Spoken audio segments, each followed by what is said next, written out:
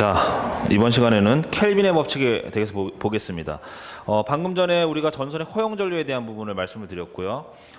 우리가 열적 한계에 의한 그 전류 용량보다 안정도에 의한 한계, 그 다음에 켈빈의 법칙에 의한 경제적인 전선의 굵기에 의한 그 허용 전류의 한계값이 훨씬 더 작다, 이렇게 말씀을 드렸습니다. 자, 그러면 이제 켈빈의 법칙에 의해서 제한받는 전류의 크기는 어떻게 되느냐, 전선의 굵기는 어떻게 결정이 되느냐라는 것이 무엇인지 봐야 되겠죠. 51페이지 보시면 중간쯤에 굵은 글씨로 켈빈의 법칙이라고 되어 있고, 이렇게 되어 있습니다. 켈빈의 법칙이란 이렇게 되어 있습니다. 뭐뭐란 이렇게 나와 있잖아요. 이 교재에서 뭐뭐다 이렇게 했을 때 그 뭐냐, 뭐뭐란 뒤에가 바로 정의가 됩니다. 그래서 이 켈빈의 법칙은요, 이 정의를 암기하는 게 중요합니다. 그 다음에 그 정의로부터 우리가 어떤 공식을 유도해낼 건데, 우리 교재에 보시면 수식이 2.4가 나오는데 그 공식 두 가지가 서로 매칭이 되게끔 연계해서 암기해 두시면 켈빈의 법칙이 그다지 어렵진 않다. 자, 이 켈빈의 법칙은 상당히 자주 나오는 문제 중에 하나죠. 뭐 기술사 시험에도 자주 나오고요, 뭐 면접 시험에도 자주 나오고, 우리 기술사 면접 때도 이게 나오거든요. 그 다음에 일반적으로 공공기관 뭐 취업이라든지 이런 때도 많이 나옵니다. 그래서 이건 뭐뭐다라는 게 내 머릿속에 딱 들어가 있으면요, 쉽게 답할 수가 있습니다. 자, 여기 보시면 정의가 상당히 길어요. 이걸 두 개로 나눌 겁니다. 자, 뭐로 나눌 거냐? 전력 손실 요금에 대한 거, 그 다음에 또 뭐로 나눌까요? 연경비에 대한 거. 키워드는 두 가지입니다. 암기합니다. 뭐라고요? 전력 손실에 대한 전기 요금, 그 다음에 연경비. 이 두 가지가 같아지게끔 하는 굵기. 얘가 뭐냐? 가장 경제적인 굵기다. 이건 뭐냐? 건설비, 운전유지비, 그 다음 여기 따르는 전기 손실 요금, 전체적으로 이 안에 다 들어가는 그 비용이 전체적으로 경제적이다. 이런 개념이 뭐냐면 LCC라는 개념이 있습니다. 라이프 사이클 코스트, 전생의 주기 비용이라고 하거든요. 설계, 시공, 유지관리, 폐기 시에 들어가는 모든 비용, 이런 것들이 경제적인 굵기가 되게끔 하는 것, 이런 개념이라고 보시면 돼요. 자, 보시면 우리 교재에 이런 내용이 나와 있을 겁니다. 전력 손실량에 대한 금액, 그 다음에 뭐가 있습니까? 연 경비에 대한 거, 이 두 개를 암기합니다. 이 두 개가 같아지는 굵기가 가장 돈이 덜 들어가고 가장 경제적으로 운영할 수 있는 그런 굵기다. 자, 그러면 전력 손실량에 대한 금액이 뭐냐? 이건 뭐냐면요, 전선 같은 경우에 전선 안에 저항이 있기 때문에 저항에 전류가 흐르면 거기서 전력 손실이 생깁니다. 전력 손실이 생겼다라는 건 전기가 거기서 쓸데없이 쓰였다는 얘기죠. 그럼 그거에 대한 비용이 내가 쓸데없이 나가는 거죠. 그게 전력 손실에 대한, 케이블에서 혹은 전력선에서 발생되는 전력 손실에 대한 금액입니다. 이 금액과 그 다음에 전선을 구매하게 되면요, 그 구매하는 거에 대한 우리가 이제 대출 받게 되면 거기에 따른 이자가 나가죠. 그 다음에 거기에 따른 감가 상각비가 있죠.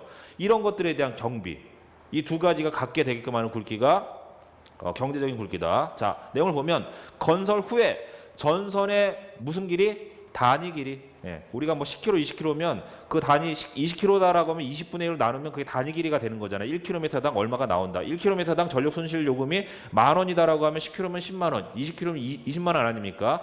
그래서 단위 길이를 기준으로 해서 여기서 1년간 잃게 되는 전력 손실량의 금액, 자, 여기다 딱 체크합니다. 슬래시 하고요. 그 다음에 건설 시 구입하는 단위 길이의 전선비에 대한 이자와 상각비를 가산한 연경비가 갖게 되게끔 하는 굵기가 가장 경제적인 굵기다. 자, 이렇게 암기하고요. 자, 요 내용을 가지고요, 우리가 수식을 하나 만들 겁니다. 무슨 수식을 만들 거냐? 전력 손실에 대한 요금에 대한 수식이 하나 나올 거고요. 그 다음에 연경비에 대한 수식이 나올 겁니다. 자, 이게 이거란 얘기죠. 자, 우리 교재에 보시면요, 51페이지에 보시면 요 수식이 나올 거예요. 요 수식에 보시면 여기에 해당되는 게 뭐냐면 전력 손실 요금입니다. 이게 뭐라고요? 전선에서 발생되는 전력 손실 요금이에요. 그러면 여기 같다, 이퀄 이렇게 돼 있죠. 이건 뭐겠습니까? 이거는 연경비에 대한 금액이에요. 자, 이거는 실험식입니다. 뭔가 어떤 공학적인 요소가 가미가 돼서 만들어진 증명하는 수식이 아니라 실험식이에요. 자, 이게 이제 왜 그렇게 되냐면 보시면 시그마란 요소가 있고 A란 요소가 있어요. 자, 우리 교재에서 시그마가 뭔지를 한번 찾아봅니다. 시그마 단위가 뭡니까? 자, 시그마 단위는 이렇게 될 거예요. 암페어에 스퀘어 이렇게 돼 있을 겁니다. 자, 요게 면적이죠. 그 다음에 A는 단위가 뭡니까? 단면적이기 때문에 얘가 스퀘어예요. 스퀘어. A라는 게. 요게 지금 시그마에 대한 부분이고요. 요게 A에 대한 부분입니다. 자, 근데 여기다가 이렇게 이 사람이 이렇게 해서 가로를 쳐놓고 제곱을 했단 말이에요. 이게 무슨 의미냐면 얘와 얘는 단위로 봤을 때 약분이 되는 거고요. 그럼 요 안에 뭐가 남냐면 전류란 요소만 남는데 전류에 지금 제곱이 붙었잖아요. 이렇게. 자, 그 다음에 여기에 뭐가 있냐면요, 35A분의 1 이렇게 돼 있는데요. 요거는요, 알루미늄선의 저항값입니다. 자, 저항은요. A분의 L로 가거든요. 자, 그런데 저희 알루미늄 같은 경우에 고유 저항이 35분의 1이에요. 그 다음에 곱하기 A 돼 있고요. 자, 아까 제가 단위 길이를 기준으로 해서 이런 말씀을 드렸는데 이 송전선로의 길이가 100km가 될 수도 있고요. 200km가 될 수도 있는데 단위 길이기 때문에 얘를 1로 바꿔준 거예요. 이거 1. 이렇게 됩니다. 그래서 얘가 35A분의 1 아닙니까? 그럼 이게 무슨 요소란 얘기예요, 이거? 이게 저항의 요소란 얘기죠. 그러면 I제곱의 R, 자, 이게 전력 손실이라는 거 아시겠죠? 그 다음에 여기 남아있는, 여기 이제 10의 3승이 곱해져 있어요. 자, 왜 10의 3승이 곱해져 있냐면, 여기는 암페아입니다. 그런데 우리가 전력 사용량은요, 킬로와트 아워당의 전력 요금을 내거든요. 그럼 킬로와트가 들어가줘야 되니까, 와트를 킬로와트의 단위로 바꾸려면 10의 마이너스 3승을 곱해줘야 되는 거죠. 그래서 얘가 킬로와트의 단위로 바꿔주기 위해서 10의 마이너스 3승이라는 게 곱해졌다. 자, 그 다음에 N은 뭡니까? N은 1년간 전력량의 요금이다. 그래서 얘는 전기요금이에요. N이라는 게.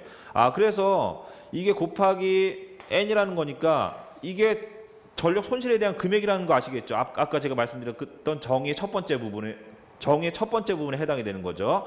자, 그래서 얘는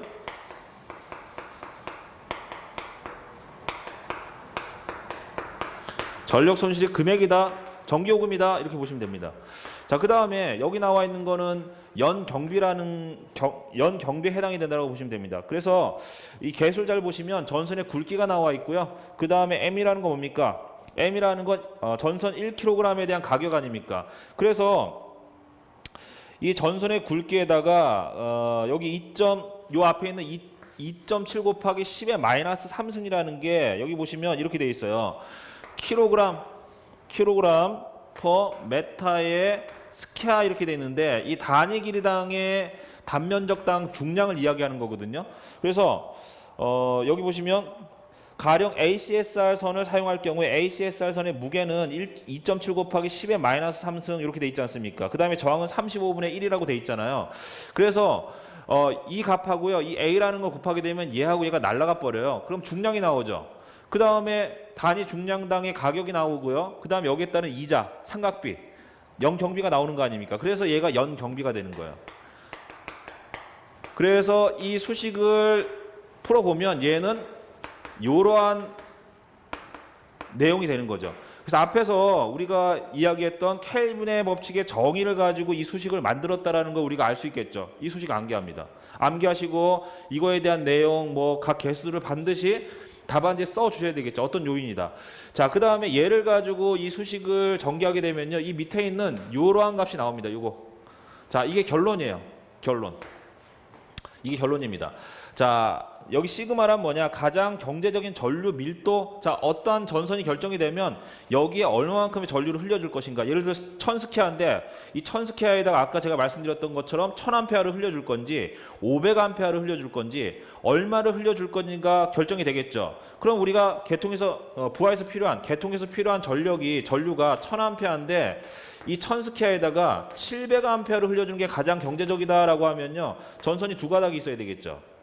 근데 여기다 1000암페어를 흘려주는 게 가장 경제적이다라고 하면요, 우리가 1000스퀘어에 열적 한계에 의한 전류가 1000암페어라고 하면 한 가닥만 있어도 되는 거 아닙니까? 이렇게 결정한다는 얘기죠.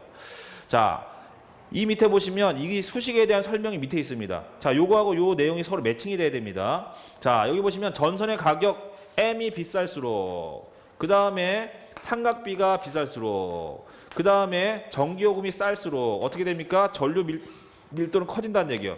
전류 밀도가 커진다라는 건 뭐냐면 여기에 700암페어를 흘리는 게 아니라 1000암페어를 흘려주게 되면 같은 면적의 전류가 많이 흐르죠. 얘가 전류 밀도가 커진다는 얘기입니다. 이건 무슨 얘기냐? 전기요금이 비싸면요, 전기요금이 싸면요, 전력 손실이 많이 생겨도 내가 내야 되는 전기요금이 작죠. 그럼 뭐냐? 케이블 사이즈를 줄여서 전선의 가격을 줄여주고요. 대신에 전기요금을 내는데 전기요금이 싸잖아요. 네, 그런 얘기입니다. 자동차로 예를 든다면 연비가 좋은 자동차는 비싸요. 연비가 나쁜 자동차는 자동차가 쌉니다.